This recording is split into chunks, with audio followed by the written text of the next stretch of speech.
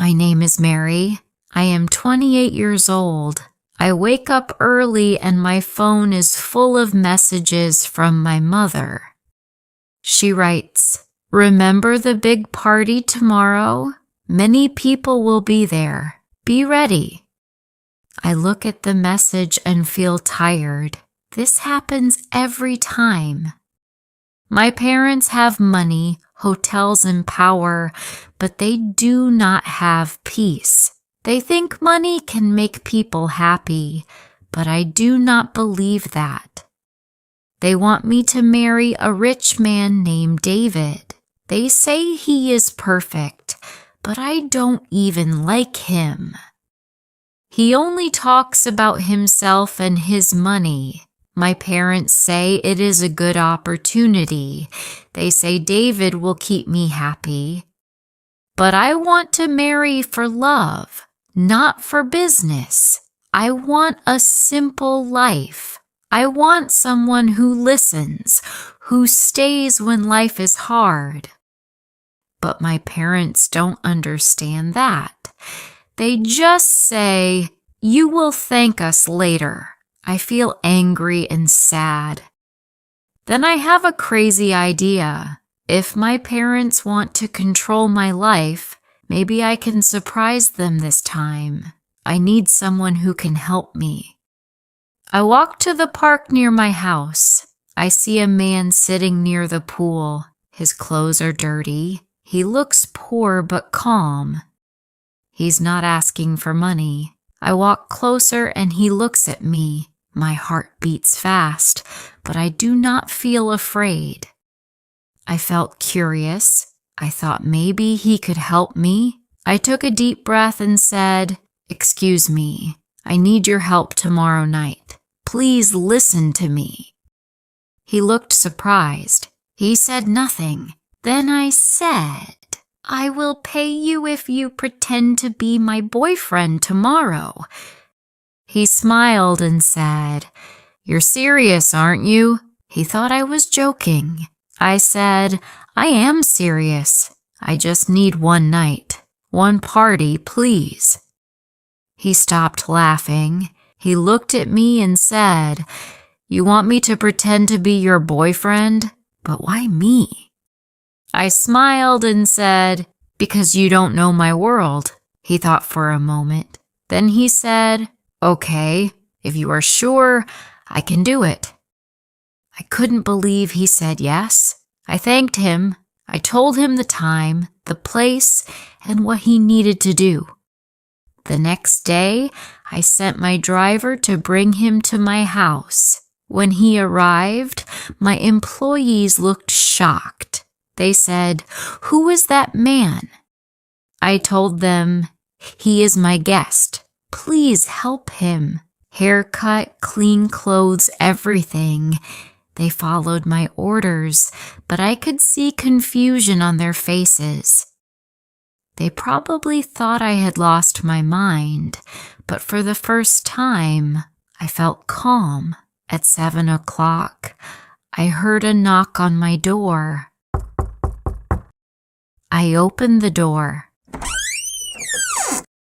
and I almost didn't recognize him. He looked so different. He smiled and said, "Is this good enough for a fake boyfriend?" I laughed and said, "It's perfect." We drove to the party together.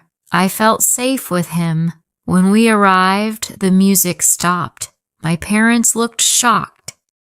David, the rich man, looked angry and confused. My mother said in a cold voice, "Mary, who is this man?"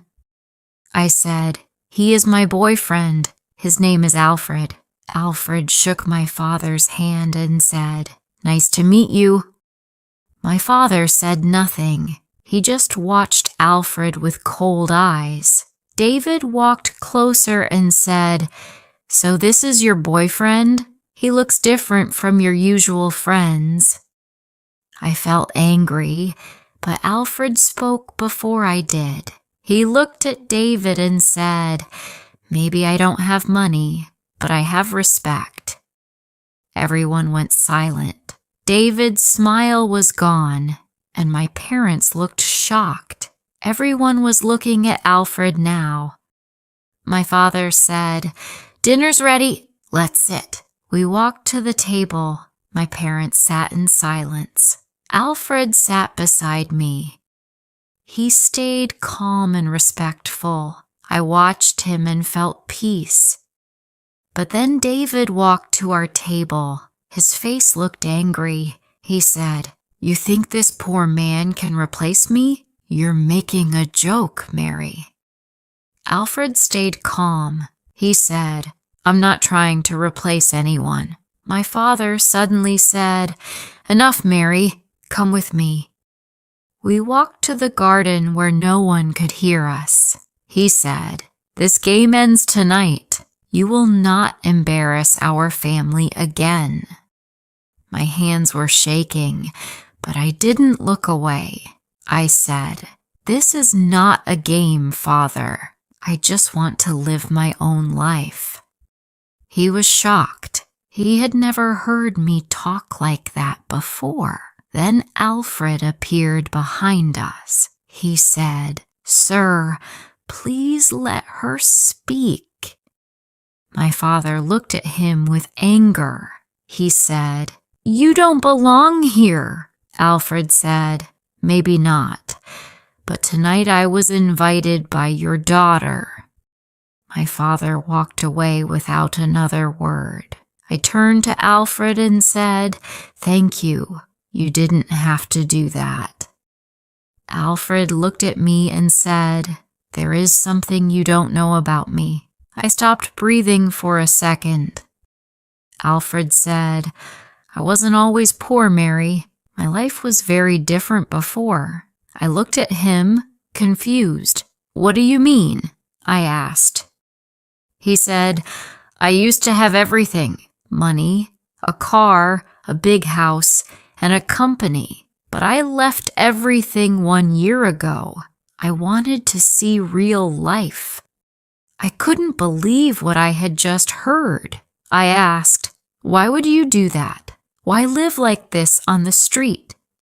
He said, "Because I wanted to understand people. When you met me, you didn't ask who I was. You just talked. That's why I agreed to help you." I said, "So, who are you really?" He said, "My name is Warren Carter. My family owns a large company in the city." I covered my mouth in shock. His family had a huge business. I said, You're Warren Carter?" He said, "Yes, but for 1 year, I lived without money or name."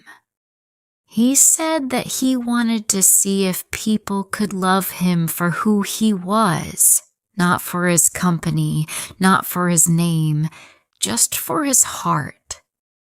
I didn't know what to say. My eyes filled with tears. I said, "So all this time you were testing me?" He shook his head and said, "No, I was testing myself. You were the first person who really saw me. I'm not asking you to love me. I just wanted you to know." My heart jumped. I felt so happy. Then suddenly, I heard my father's voice calling from the house. "Mary, where are you? Come back inside right now." I looked at Warren. He said, "Go, Mary. I'll wait for you." I nodded and walked back toward the house. My father looked angry. I knew I couldn't hide anymore. My father said loudly, "Mary, you will never see that man again." I froze. My heart stopped, looked at my parents and said, "Father, please listen. I know what you think, but you are wrong." My father said angrily, "Wrong? Mary, you don't know that man. He has nothing." I said, "Maybe he has no money, but he has honesty. I don't need a rich husband. I need someone who respects me." Then I turned around and walked toward the garden. Warren was still there, waiting like he had promised. When he saw me, he smiled. I looked at him and said, "Warren, will you stay or will you go back to your old life?" He took my hand and said, "Maybe I can do both." We walked away from the house together. Warren looked at me and said, "You found me when I was nobody." I smiled and said, "And you helped me find myself?" Love is not about money or names. It's about truth and freedom. Never be afraid to follow your heart. What would you do if your heart says yes, but your family says no? Write your answer in the comments below. If you liked this story, please like, comment, share, and subscribe.